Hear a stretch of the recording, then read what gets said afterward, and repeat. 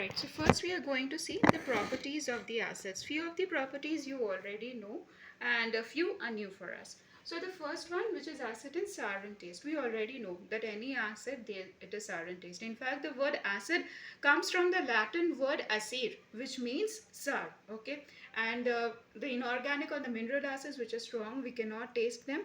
But the organic acids which are there, like the oxalic acid, the lactic acid, citric acid, we eat all these foods, vinegar, acetic acid on a daily basis, and we know that these are sour. So the first property of acid, which is it is sour in taste. The second, which is one of the methods to test whether it is an acid or a base, is the litmus test. So if it is an acid, it will turn blue, litmus red. Now many students, you people get confused that how to remember blue, red, blue. I have seen many of you all, whenever maybe you have studied it repeatedly, but still you get confused. Now one way to remember is we generally relate acid to the word danger, right? And the color for danger is red. So always remember that if it is acid, it will turn blue, litmus red. And B for base, B for blue. So bases will always turn litmus blue in color, and acids always turn the litmus red in color. So these two, point number 1, point number 2, you have already studied in the previous lesson when we were talking about. The third point, which is it conducts electricity.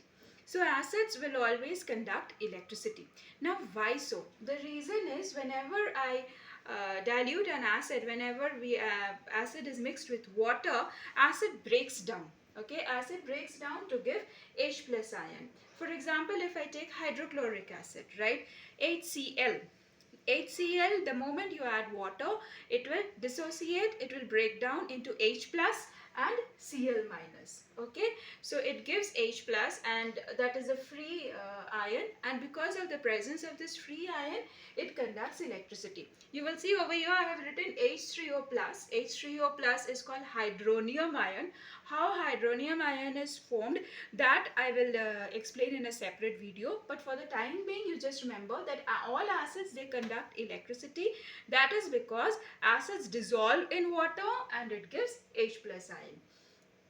That is why all acids conduct electricity. The fourth point is acids react with metals to form hydrogen gas. Now whenever we add a metal to an acid, say zinc for example, which is there in your textbook. So I take hydrochloric acid and I add zinc metal to it.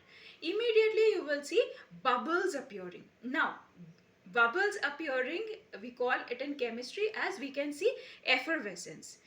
Just like, you know, when we open a bottle of cold drink, we open a bottle of Sprite, we can see bubbles appearing, right? We call that effervescence. Now why bubbles appear? Bubbles appear whenever there is a release of some kind of a gas. Okay, so whenever I add a metal to an acid, we can see small bubbles are coming out.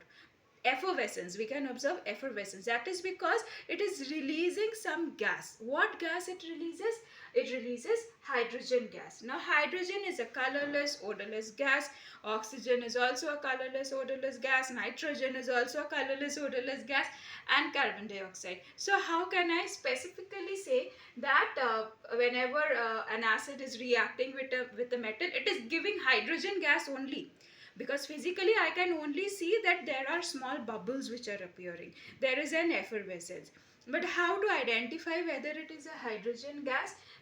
The test for hydrogen gas is, this also you should be knowing, but we will revise it again.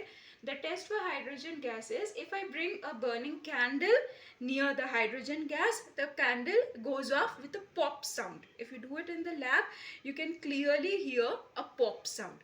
So I add a metal to hydrochloric acid, I can see bubbles appearing, means some gas is coming out. That very moment I bring a burning candle near the mouth of the test tube and it goes off with a pop sound. So proved that hydrogen gas has been evolved. The fifth reaction is whenever it is reacting with an acid reacts with a metal carbonate. Metal carbonate means it will have CO3, like calcium carbonate, CaCO3. Okay, like calcium carbonate, CaCO3.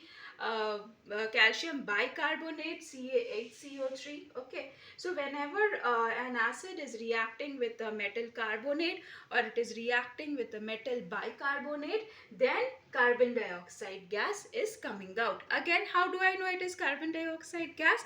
Because again, it is a colorless and odorless gas, right? So how will I determine whether it is carbon dioxide gas? Carbon dioxide gas turns lime water milky. Okay, that lime water is not lemon and water, but that lime water is calcium hydroxide in chemistry.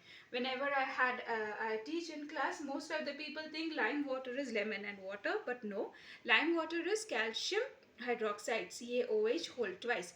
So if I pass the gas carbon dioxide through calcium lime water, the lime water turns milky. So surely I can say that carbon dioxide is given out whenever acid is reacting with a metal carbonate or a metal bicarbonate, right?